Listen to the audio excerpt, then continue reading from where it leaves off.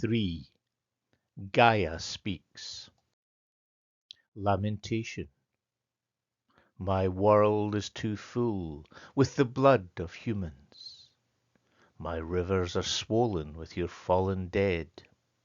Their white bleached bones pollute the rich darkness of my fruitful soil. We have no space for more. The earthworms turning over the fertile earth cannot bury them fast enough. The lonely walk the streets like hungry ghosts, adorned in all their finery, oblivious to the horror they provoke. Your bloody wars lay waste to fertile hills and plains. Your towns and habitations crush the spirit of my earth. Your sewers kill the creatures of my oceans. Your fires and fumes destroy the beauty of my air. Your cigarettes and vapes tarnish your own pristine lungs.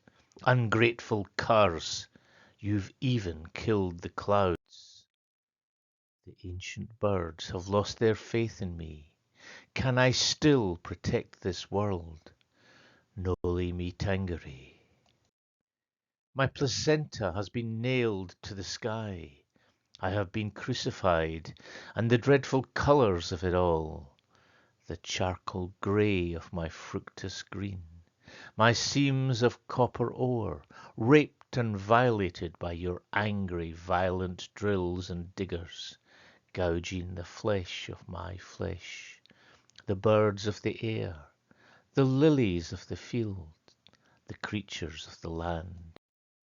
You have anesthetized me.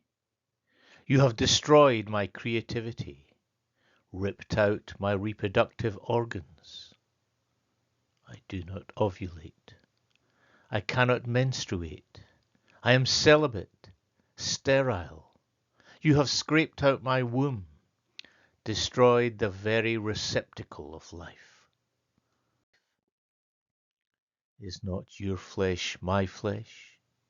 Is not your blood my blood? Oh, why have you forsaken me?